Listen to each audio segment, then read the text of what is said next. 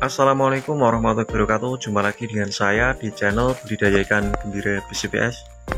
Dalam video kali ini saya ingin menjawab pertanyaan dari salah satu subscriber ya, yang kemarin ada yang bertanya mengenai tentang pakan yang digunakan untuk budidaya di sistem budigalon ini, teman-teman ya. Subscriber tersebut itu bertanya mengenai Bang, pakan apa sih yang digunakan untuk budidaya di sistem budigalon ini, dan untuk pemberian pakan itu berapa kali sih yang aman untuk sistem budigalon ini. Saya akan jawab melalui video kali ini, teman-teman ya. Dan buat teman-teman yang baru bergabung di channel saya, silahkan dukung channel saya dengan cara klik like dan subscribe ya, supaya saya lebih semangat lagi untuk membuat konten-konten video mengenai tentang seputar budidaya ikan lele ya. Dan buat teman-teman ya, kalau menonton video saya sarankan tonton dari awal sampai akhir ya, jangan di skip, karena banyak sekali dari netizen itu menonton dari setengah-setengah bahkan seperempat saja ya. Oke, yang saya bahas yang dari awal ya. Untuk pakan yang saya gunakan untuk sistem budigalon ini adalah jenis pakan PF500, teman-teman ya. PF500 itu berbentuk butiran kecil, kurang lebih berdiameter 1 mili ya, 1 mili kurang lebihnya, teman-teman ya, 1 mili ataupun kurang ya. Dan untuk pakan PF500 ini kita bisa beli di toko-toko ikan hias ataupun toko oren ada, dan di toko-toko online pun banyak ya. Untuk pemberian pakan ya, kita kembali pemberian pakan. Untuk pemberian pakan pada sistem budigalon ini, alangkah baiknya jika kita berikan pakan yang teratur, teman-teman ya. Tentunya teratur itu terjadwal, teratur, dan juga harus tepat ya. Untuk pemberian pakan itu saya sarankan pada pagi, sore, dan malam hari. Kenapa begitu? Karena untuk proses pemberian pakan tentunya ada juga takarannya, teman-teman ya. Jika kita memberikan pakan asal-asalan ya, mungkin pagi, siang, sore, malam, lalu besoknya lagi sore aja dan malam aja, atau pagi sama malam aja, itu kan nggak teratur ya. Itu bisa mempengaruhi pertumbuhan pada ikan lele kita, teman-teman ya. Maka dari itu untuk pemberian pakan kita harus memberikan jadwal yang tepat ya. Seperti kita juga ya, walau jadwalnya makan ya kita harus makan ya, seperti itu.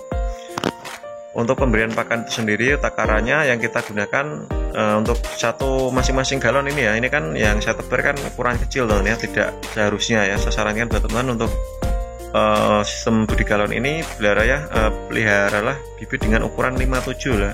57 itu jangan sampai terlalu kecil ya.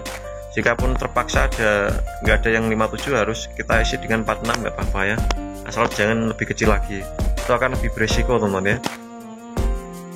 Untuk ukuran 57 masing-masing galon, saya sarankan isi 10 ekor ya, jangan sampai terlalu banyak ya, karena ini saya gunakan ukuran ada yang 23, ada yang 34, dan nggak nentu lah ukurannya. Ukuran ikannya itu ada yang besar, ada yang kecil, tapi masing-masing sudah saya pisah, teman-teman ya. Dan untuk pemberian pakan saya kasih sepucuk sendok ya untuk pakan awal, karena untuk pakan awal ini sangat penting sekali karena ukuran kecil ya. Kalau udah besar sih saya kasih 1 sendok, teman-teman ya. Kalau sudah 57 itu 1 sendok per masing-masing galon ya. Dan untuk pemberian pakan ini, teman-teman ya, itu lebih bagus sebelum kita kasih pakan itu pakannya kita bibis terlebih dahulu, teman-teman ya, supaya dia mengembang. Setelah dia mengembang baru kita bisa berikan pada ikan lele kita ya. Dan yang perlu teman-teman ketahui ya, untuk pakan PF500 ini kita bisa kasihkan kurang lebih sekitar 2 atau 1 minggu ya, nggak usah terlalu lama ya. Setelah 1 minggu kita ganti ke PF 1000 ya, PF 1000 sampai 2 minggu, baru 2 minggu kemudian atau kurang lebihnya sekitar 1 bulan ya, sampai bisa 1 bulan, lalu kita pindah ke min 1 ya. Jadi ada urutannya teman-teman untuk pemberian pakan ini teman-teman ya. Tujuannya supaya modal yang kita gunakan tidak membengkak, dan juga pakannya pun tidak terlalu kecil ya.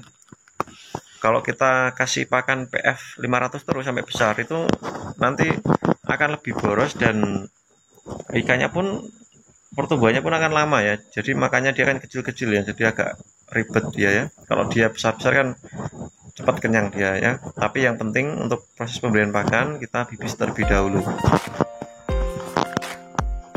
Dan untuk teman-teman yang bertanya ya mengenai pakan ini ya, pakan ini itu sebenarnya jangan sampai kita kasih pakan seperti yang di kolam-kolam semen, kolam terpal ya, menggunakan pakan-pakan alternatif, jangan ya teman-teman ya, karena akan lebih berisiko ikan terkena jamur ataupun bakteri ya.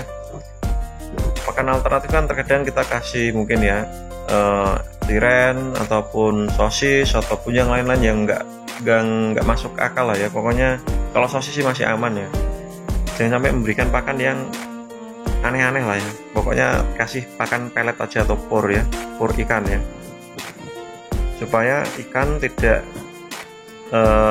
terganggu ataupun tidak terkena bakteri ataupun jamur, karena ruang lingkupnya ini kan kecil teman ya. Nanti jikapun kita memberikan pakan alternatif itu akan lebih ribet lagi, nanti akan lebih berisiko lah. Pokoknya lebih aman pakai pakan pelet aja teman ya. Dan untuk teman yang bertanya mengenai tentang itu ya, air hijau ini itu dikasih apa sih? Air hijau ini saya kasih air endapan teman ya, air endapan dari kolam yang sudah hijau warnanya ya. Ataupun jika teman tidak mempunyai air hijau nggak apa-apa teman ya, nanti airnya akan hijau sendiri ya, lambat hari nanti dia akan hijau, biasanya kurang lebih 1 bulan ataupun nggak sampai 1 bulan, 1 minggu teman, 1 minggu dia pasti udah hijau ya. Terkadang ada juga yang 4 hari udah hijau ya, tergantung lingkungannya ya. Yang penting tidak terlalu teduh ya, tetap terkena sinar matahari tapi jangan full dan juga jangan terlalu teduh. Jadi untuk penempatan